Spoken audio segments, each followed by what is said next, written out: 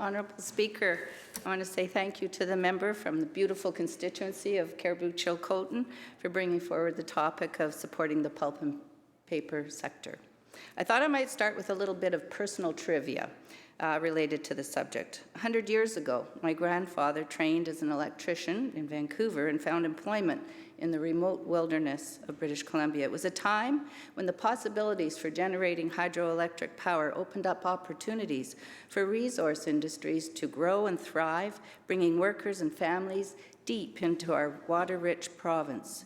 He and others like him were part of some of those remote, rural resource towns taking root.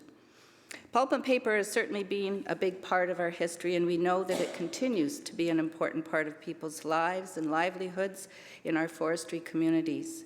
It is our forests that provide the wood fiber that is processed into products that are sought after around the globe. That's why it's important that we take better care of our forests and steward the landscape to secure the rich biodiversity it holds, to be sure this natural resource is there for future generations. And as we embrace reconciliation with Indigenous peoples throughout BC, and as we move to reduce our impacts on the climate, the pulp and paper sector is in step to transform the industry to embrace those shared goals. Our government is working cooperatively with the Pulp and Paper Coalition and has acted on many of their recommendations to address a major concern: improving fiber access for pulp mills within this new way of looking at forests and forestry. The Coalition identified a number of initiatives to address the forecasted shortfalls, which our government has acted on. 1, the Forest Enhancement Society of BC funding has been renewed to access greater volumes of fiber. $25 million will fund projects that make use of slash piles and burnt timber. 2, we've introduced the Fiber Recovery Zone on the coast. These zones aim to improve harvest performance and provide more fiber to pulp and paper by enforcing how much unused fiber can be left after timber harvesting. New timber pricing policies and waste penalties for fiber that is left in the bush. A take-or-pay system requires licensees to leave waste to pay a stumpage rate on what fiber is left on the forest floor.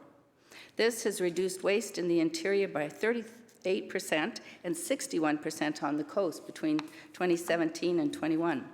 Just last week, streamlining the process to salvage fire-damaged timber took a leap forward with the introduction of new wildfire salvage opportunity agreements with First Nations. This is a trifecta, as First Nations who have tenure will have an opportunity to participate in forestry with employment and economic benefits to their communities through salvage volumes under license, adding to the work done by forestry companies. Secondly, it adds to fiber supply as the salvage of fire-damaged trees is accelerated before they degrade and lose their commercial value. And thirdly, forest lands can rehabilitate faster, and as Vern Louie, forest manager of Osuyas Indian Band, noted, they can rehabilitate, emphasizing their management values for water protection, wildlife corridors, and culturally significant areas. A new fiber supply task force with industry is underway to develop further improvements in fiber access and use. It's impressive how something like fire-damaged wood used to be considered waste, and we are now opening avenues for its use by the pulp and paper sector.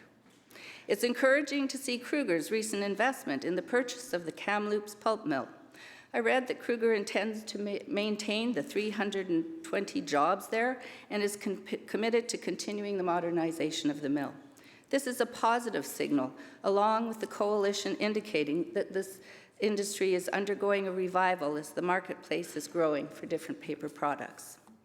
The goal to leave no fiber unused while preserving our rich biodiversity through better care of our forests will keep our pulp and paper mills thriving as we keep people rooted in their communities. And it will advance reconciliation with Indigenous people and reduce our climate impacts. I think today my grandfather and his peers would approve. Thank you, Honourable Speaker.